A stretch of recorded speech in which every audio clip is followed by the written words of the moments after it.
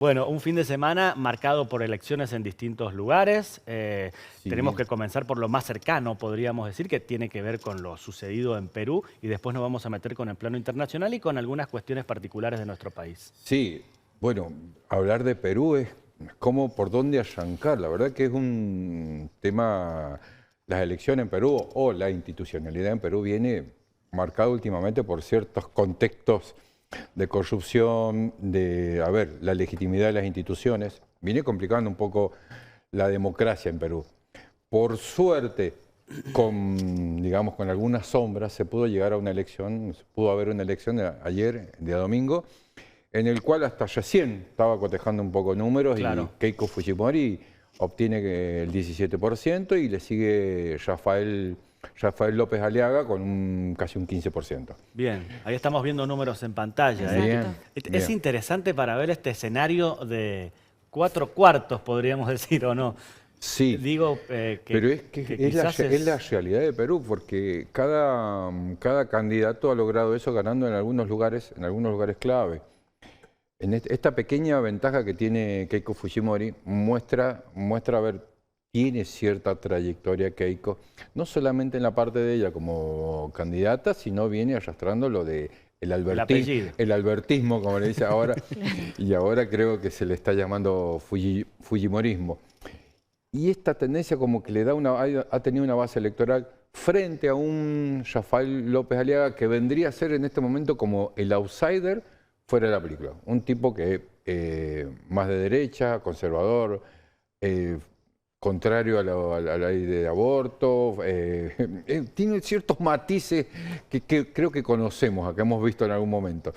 Esta realidad de los outsiders se vuelve a repetir, que justamente por eso lo pasé ahora como el tema, se vuelve a repetir, pero se ha dado en otro país también, que ahora saliéndonos del contexto este de Perú, que para cerrar, esperemos que se dé ahora en junio, se va a dar el balotaje y pueda ser, a ver, con más credibilidad, porque solamente Sí. pudo votar el 50%, 211 escuelas o lugares de votación no fueron habilitados. Se estiró el horario de votación una hora más porque no habilitaron a tiempo, recién después de las 12. Estoy hablando de algunos pormenores. Y sin mencionar que hay denuncias hay denuncias que quieren invalidar porque se prevé o consideran que hay actos de corrupción en esta elección. Omar, esa situación en Perú se da por la sociedad está descreída a la hora de ir a las elecciones, a la hora de ir a votar. ¿Qué pregunta? La sociedad no cree en Perú ya, está totalmente descreída. Los últimos análisis o encuestas que revelan que la sociedad no cree en el sistema.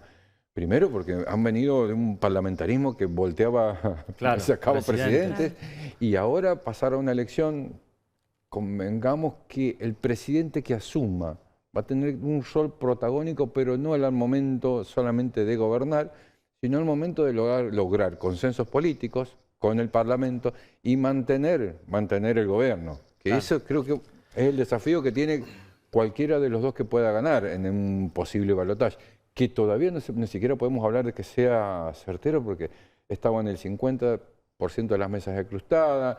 Hoy se habilitaba la votación de 7 a 2 de la tarde de acuerdo a la zona horaria. A Claro. ver, Sí. todos los Sí, el que gane matices va a para tener el decir, ¿no sabes qué va a Congreso pasar? complicado, Sí, atomizado, sí. sí, polarizado, fragmentado. ¿Sabes Y qué? Que recuerdo también, Omar, y digo en este contexto y como para cerrar el tema, pero no es la primera vez que se dan estas situaciones, ¿no? En las últimas elecciones también pasó algo parecido con decimales sí, presentes, con sí, un balotaje la que... última presidenta ganó 50,1 y Claro, Fujimori tenía Ahí, 49,9. claro. A ver, en el balotaje, por un voto puede ganar el candidato a presidente. No es un dato menor, es un dato bastante interesante para tener en cuenta, para saber el porcentaje y cómo puede llegar a verse el nuevo presidente de Perú bien.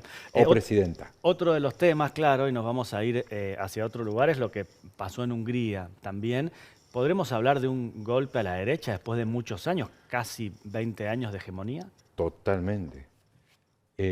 Víctor Orbán llevaba 16 años, ultraderecha, homofóbico, ultraconservador, todas las características que tiene la ultraderecha conservadora que era como el punta de lanza en el mundo con estas políticas. Si bien hoy, primero el dato más interesante que tiene esta elección en Hungría, donde Peter Sagan, ¿cómo es? Peter Mayer gana, es que vota casi el 80%. Mira. Y también que él era colaborador de Orbán. Él fue colaborador hace unos años, en 2016, y se abre del partido, forma un nuevo partido, que fíjate vos, ahí donde tiene las coincidencias, hay un paralelismo, por eso los mencioné y me parecía importante. Tanto Rafael López Aliaga viene como, a ver, son semi-outsiders o outsiders de la política, que critican el sistema y critican más que nada la corrupción. En el caso de Peter Magyar, hoy bueno, me vuelvo. Vamos con Magyar mejor. Peter Magyar. Decile Peter, nada más. En el caso del nuevo Peter Magyar, está criticando la corrupción. Es más, su eslogan era anticorrupción. Claro. Totalmente. Le da una posibilidad de reconfigurar el escenario porque Víctor Orbán tenía relaciones muy estrechas tanto con Rusia como con Estados Unidos, con Donald Trump. Y se había alejado de lo que era la Comunidad Europea o Europa. Esto es una nueva reconfiguración del escenario político y escenario internacional, porque al haber una Hungría que se sume a Europa, van a poder haber decisiones más en conjunto. Fíjate vos que hasta la presidenta de Italia se despide de su gran amigo, que también y lo felicita a Peter Magyar por su éxito. Y se está reconfigurando el mundo y en esto sí implica para Europa un cambio importante. Bien, no tan extremo, ¿no? Digo, el cambio en este caso, pero sí... Es de derecha, pero no extrema derecha como era el anterior.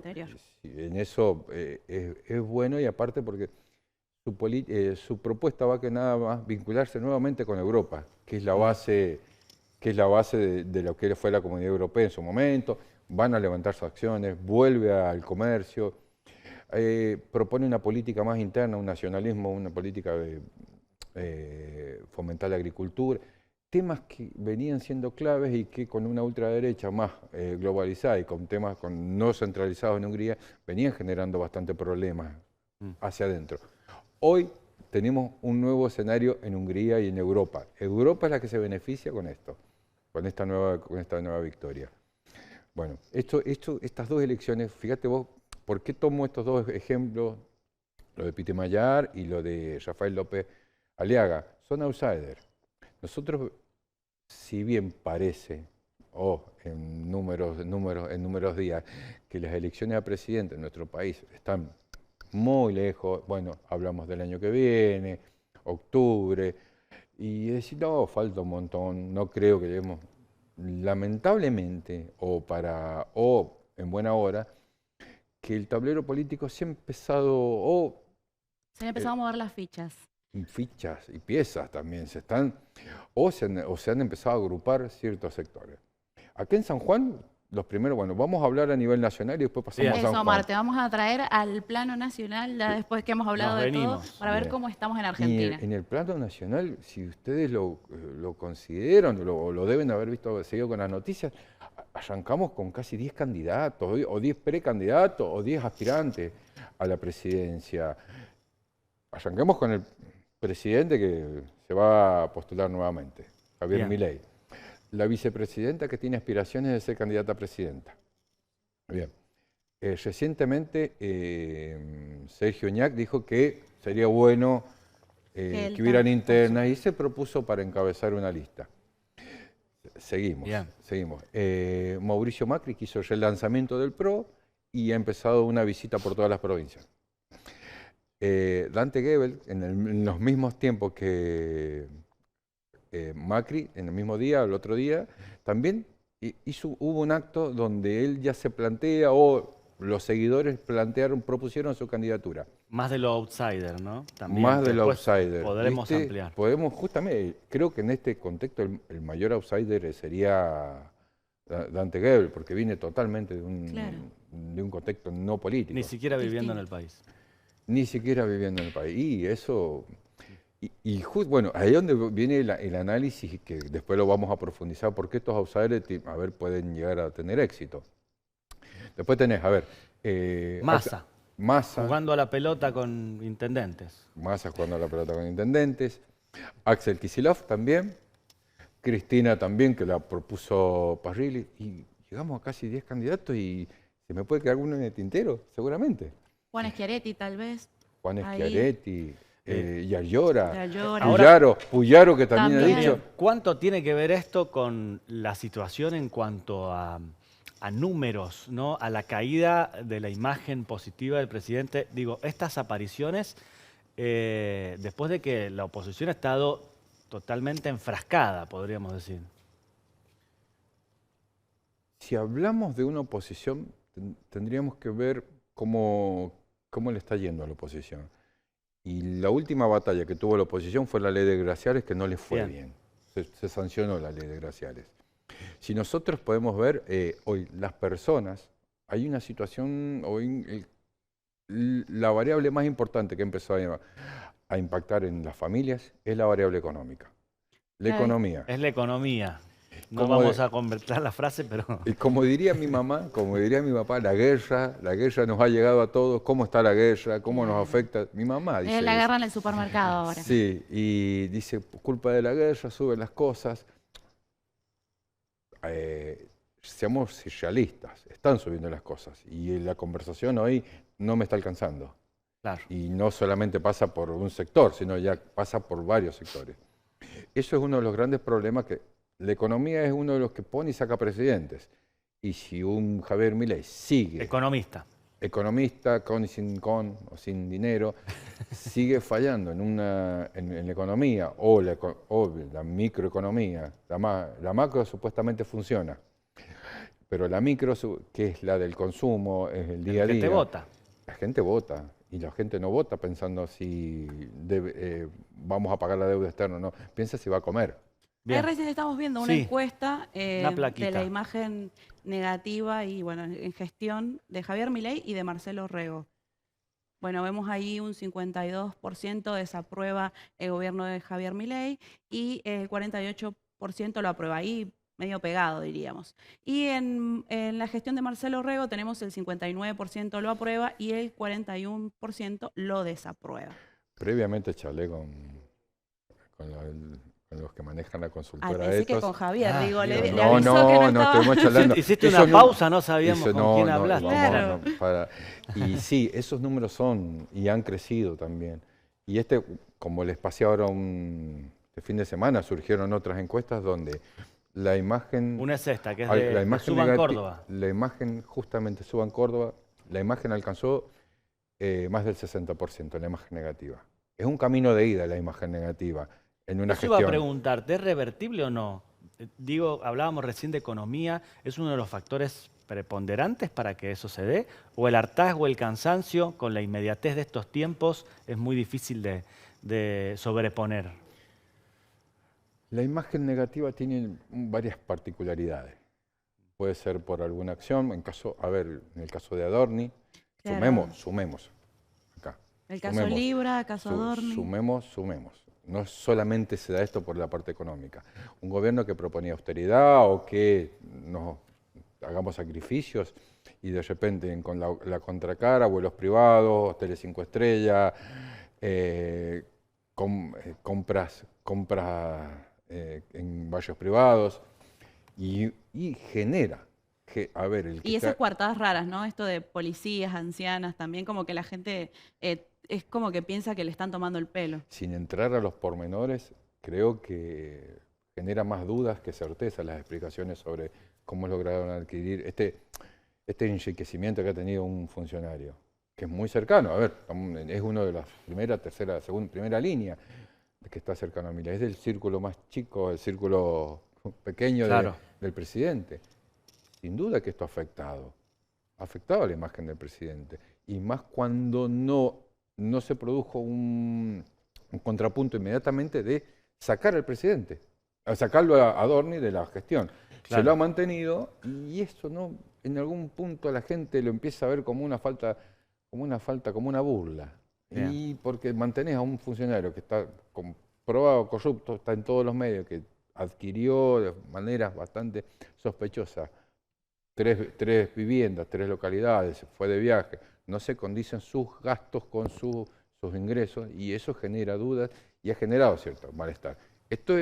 No Esta no combinación... se condice con su discurso desde hace mucho tiempo y Claro. también Claro, eso duele, además ¿no? salieron tweets de él pasados que peor, o sea, hunden todavía esta situación más. Él se quejaba de otros gobiernos por lo mismo y bueno, ahora ver lo mismo también genera ese malestar en la gente.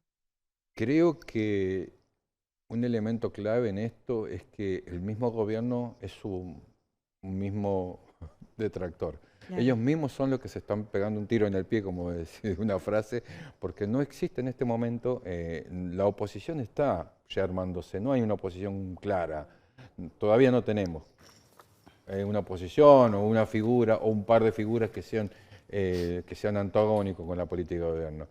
El mismo gobierno que genera toda esta imagen negativa, no Claro. es que pasa porque alguien está prosperando, no, es el mismo gobierno. Y esto justamente es lo peor, que si el mismo gobierno es el que está generando su imagen negativa o su falta que su gestión pasa a ser desaprobada por la misma sociedad, y estamos en una pequeña complicación. Bien. Cerrando, como me hace seña acá, el escenario del 2027 creo que está muy cerca y se van a definir 2 batallas, que algunos le dan mucha importancia al territorio y otros le dan mucha importancia a la batalla virtual, las redes sociales, internet. Por ahí he escuchado comentarios que dicen que el que no tiene territorio, que no tiene estructura, es muy difícil que gane. Creo que tenemos un presidente que demostró que eso no es necesario. Bien. Y entonces ahí es donde entran las figuras de los outsiders y donde el engagement se transforma en una de espada, como en el truco. Y subestimar a los outsiders, porque no tienen territorio, no tienen llegada, es como subestimar cómo se están dando las campañas políticas en este momento en el país, o se están dando en la sociedad. Se dan 2 batallas, no solamente territorio, sino también hay que considerar bastantemente lo que se da en la virtualidad, que es a veces el escenario donde se da la mayor participación. La participación ya no pasa solamente por los comités, los gremios, las plazas, pasa por otro lado la participación. Puede ser activa o pasiva, pero con un me gusta, con un comentario, se puede dar la participación en las redes sociales. Y la gente lo toma como valedero eso. Claro. Es Y a veces, la nueva forma de hacer política que por ahí no se tiene en cuenta. o de participación, Sí, más sí. que nada. Y es un elemento que hay que tener en cuenta y no subestimar. Y subestimar justamente a veces las opiniones de las personas, de donde caemos en estos errores y pasan presidentes como que sin estructura.